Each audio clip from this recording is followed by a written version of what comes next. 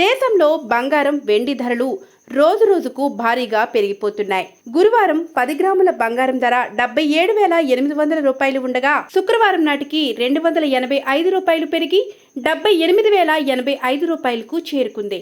గురువారం కిలో వెండి ధర 93,360 రూపాయలు ఉండగా శుక్రవారం నాటికి 381 రూపాయి పెరిగి 93,741 రూపాయికి చేరుకుంది. హైదరాబాద్ మార్కెట్ లో 10 గ్రాముల 24 క్యారెట్ల బంగారం ధర 77,450 రూపాయల వద్దకు, 22 క్యారెట్ల బంగారం ధర 71,000 రూపాయలకు, 18 క్యారెట్ల బంగారం ధర 58,090 రూపాయల వద్దకు చేరింది. కిలో వెండి ధర హైదరాబాద్ మార్కెట్ లో 1,02,000 రూపాయలుగా ఉంది.